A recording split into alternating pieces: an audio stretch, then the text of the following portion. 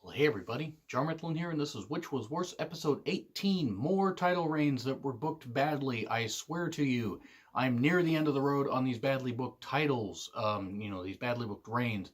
Leave in the comments if there are other things you would like me to talk about. Make sure that they have some similarities, factions, angles, matches, whatever. Make it wrestling related. I might do movie ones at some point, but we'll see. But anyway, so yeah, this is episode 18. You're going to see a lot of these, not just these, but unpopular wrestling opinions, because coming up in the summer, I get especially busy at work. And also there's a New Japan G1 Climax tournament and stuff like that. So don't be surprised if you see these pop up occasionally. So anyway, today I'm going to talk about RVD's TNA title reign in 2010. Yes, I know it's called Impact. I'm calling it TNA because I'm calling it by the era. Or Sheamus's second WWE title reign in 2010. Now, both of these sort of intersect, but the main reason I'm going to talk first about Sheamus's title reign is because that's going to take less time to talk about, hopefully. But with Sheamus, yes, he was rocketed up from WWE CW. He was put into the TLC 2009. It was a tables match with John Cena. And then he beat John Cena. It was a weird fluky finish, but he still won it. And had a limp match at the Royal Rumble 2010. And then lost the title in the Elimination Chamber 2010. So he held it for 2 months. And then feuded with Triple H until, into WrestleMania 26. Lost, should have won. Won at Extreme Rules the following month. And then, okay, cool. They're going to go with him. He wins the title in, I believe, June, if I recall correctly. And holds it till September 2010. Now, he feuds with Cena a little bit. They do the whole thing with the Nexus interfering in a cage match. Because, of course, they did. This is when the Nexus actually, was not completely motherfucking buried by Cena. And yes, I know that it's been a number of years, but it's still fucking bullshit that it happened. It's fucking bullshit that Cena had, say over the finish, and that WWE went with it. Just a fucking bad idea. But anyway, Sheamus from there, you had that. You had a feud with Randy Orton, and then you had his, I think it was a six-pack challenge at Night of Champions. He, won. He was there. He then had he went into a Hell in a Cell match with Randy Orton where he did the Irish Curse backbreaker on, while his knee was on the steel steps. Instead of doing the Irish Curse backbreaker and throwing Orton or, hitting Orton into the steps, nope, he did it on his knee while the knee was on the stairs. That is like doing, the submissions on the announcer's table because they always hurt more on the goddamn announcer's table. Sheamus' second title reign, while twice as long as his first one, was not very memorable. And this is nothing against Sheamus, who is a tremendous tag team wrestler. He's a fine mid-card guy, but he never could be the guy. No matter how much they tried to make him the guy, it did not work. It didn't work in late 09 to early 2010. It did not work later in 2010. It did not work in 2012. It did not work for a month in 2015. It didn't fucking work. His 3 WWE reigns and his 1 world title reign didn't fucking work. Now, I'm not saying the guy didn't work hard. I'm not saying that he wasn't good in the ring, and this isn't still good in the ring. But let's be honest, all of his title reigns pretty much were abysmal failures, and he had the world title for 6 months, and he feuded with Alberto Del Rio for about a year of that.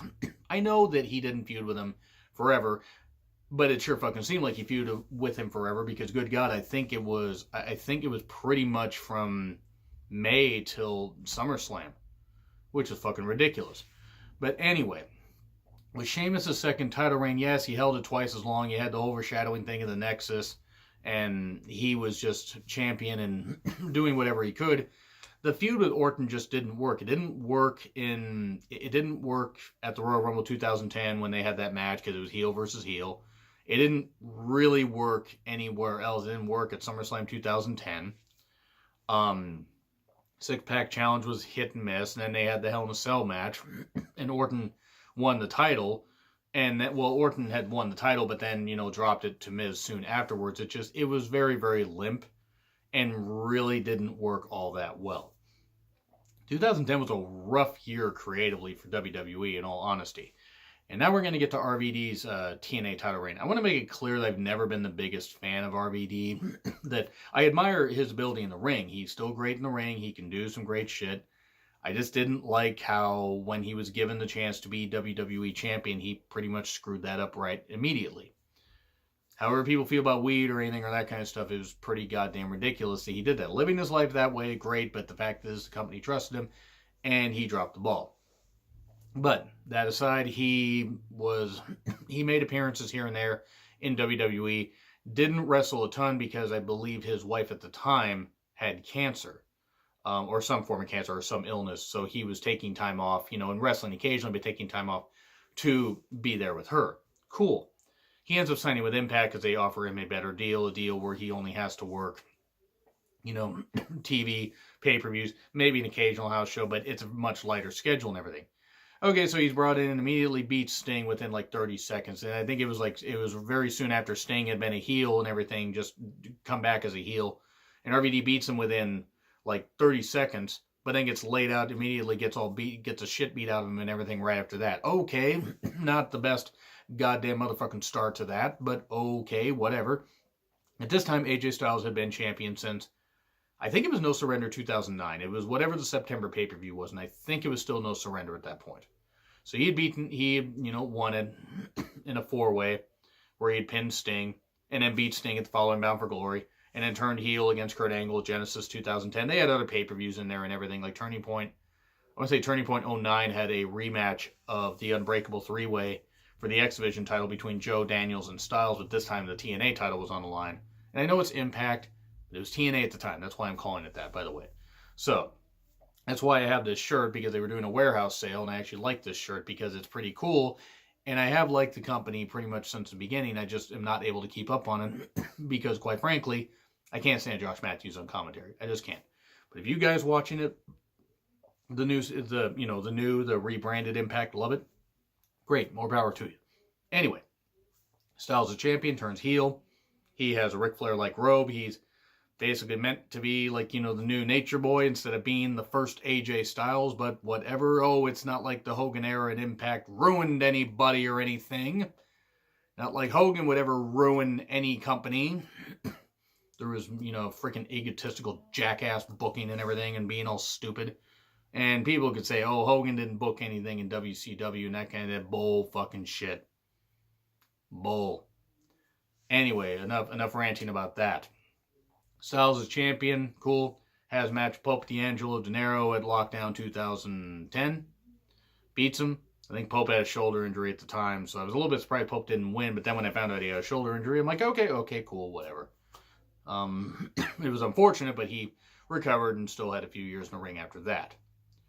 So Styles is out there, and instead of building, it's April, I think it was right after lockdown, or maybe the week after lockdown, or maybe 2 weeks after lockdown, but instead of building this program where Styles and RVD were going to have a match at, like, say, the May pay-per-view, or even the June pay-per-view, and put the belt on RVD there, no, they just rocketed RVD right to it, and instead of having a competitive match, I'm not knocking RVD. RVD apparently, from all accounts, from interviews that he said, wanted to have a competitive match. They wanted RVD to just run right through him, right through Styles, which was stupid. At that point, sorry, AJ Styles was the better performer. Not that RVD's bad. He was on the downside of his career. And even though he's still wrestling in 2019, he doesn't wrestle all that much. But RVD just runs through Styles. Sure, Styles gets in some offense, but RVD just smash 1, 2, 3. And it wasn't really a good way to end AJ Styles' reign. Yes, he held it for 7 months, which was a good reign. I mean, it was a good size reign, but still, RVD then wins it. And the thing is, RVD had like this contract where it was like he had a certain number of days over a certain period, like 6 months or something like that, and they had used up so many of the days that they had ended up taking the title off of him too soon, which I'll get to in a minute. But he wins the championship from Styles. I can't name really one good thing he did after that. They reignited the Sting feud at Slammiversary 2010. In fact, I think it was the first Slammiversary did not feature a King of the Mountain match, which I know is an overbooked thing, and maybe people were trying to get away from that, but I kind of like the King of the Mountain ladder match. Yeah, it was overcomplicated how you had to pin your opponent to become eligible to hang the title up as like a reverse ladder match. But he created some good stuff. I mean, I liked some of them. I thought 2009 Slammiversary, which will be a retro review sometime in June, because it's the 10-year anniversary of it, the 10-year Slammiversary of the anniversary. But anyway, we had Styles, go off and do whatever he was doing. They had the Fortune, the whole Fortune thing, which, became supposed to be 4 guys, and it was like 6 or 7 guys. Boy, Dixie could really do math. I think Russo was still booking at the time. Not shocked that Russo couldn't do math. Or whoever was booking just apparently was like Fortune 4, and it's like, we got to do this, and it makes no sense. It's like, it shouldn't be 7 people, 6 or 7. But RVD, as that match was Sting, it was what it was. It wasn't all that great.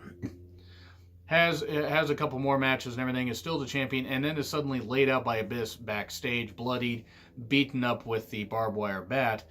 And it was a way to write RVD off. So he held the title for like 3.5, almost 4 months, and then the title was taken, off of him because he was hacked to pieces and everything, yet was somehow fine like a month later when they redid a contract and everything and brought him back, and he faced Abyss. I believe he faced Abyss at Bound for Glory 2010. Might even face him in No Surrender. Then they did the whole, like, RVD never gained, I think he gained the X Division Championship at one point, but he never tasted TNA title gold again. Now, it's probably just as well, given the fact of how they staged his contract. He couldn't have had it very long, but they have him run through AJ Styles just immediately after Styles had this really hot run. It doesn't help, and then he loses it by being hacked to pieces and being left for dead backstage. Great job booking your champion there. Great job. Nobody really ever thought to have a goddamn vision of how to book things better, which is sad given the amount of talent that was still in that company at that point. Yes, they are rebranding, and they got some new talent now. Some people I like, some people I'm like, but that was the start of the down period. After about 2013, things got really dark for a few years in Impact, which is unfortunate given the fact they still had talented people there. I'm going to say RVD's is the worst. Now, as much as I dog Sheamus's, the WWE title was kind of in a weird state of flux at that point anyway. They had too many champions. Entering into 2010, Sheamus was champion. And then Cena won the title in that chamber. So that's one title. That's, 2 champions. And then you had, Batista win it. So that's 3 champions. Then Cena wins it at WrestleMania. So that's 4. That is 4 champions already. Then Sheamus wins it back. So 3 different guys have held the championship, and it's a total of 5 reigns. And then Orton holds the title. And then Miz wins the title. So 7 title changes in a year. And one of the guys held it for 4 goddamn months. With this TNA reign, the reason is because it squashed Styles, and it just said, hey, we're just going to bring in these guys that work for another company or whatever, and have them run through our originals. Yes, Styles worked in the dying days of WCW, and a little bit as an enhancement guy in WWE, and had worked in Ring of Honor and that kind of stuff and whatever. Worked in he worked some matches in Ring of Honor, and he worked on the indies. But the whole point is, he was essentially a guy that got built in there the ground up, and they pretty much squashed him. Like, yes, he would taste gold again after that. I'm not trying to say it totally squashed him. But it did end a reign that did not need to be ended. It was ended in a really, really bad way, is what I'm trying to say. But anyway, that is what I have to say. What do you have to say? Let me know in the comments. Like, share, subscribe, Twitter handle in the description. I'm John Ritlin. I will see you soon.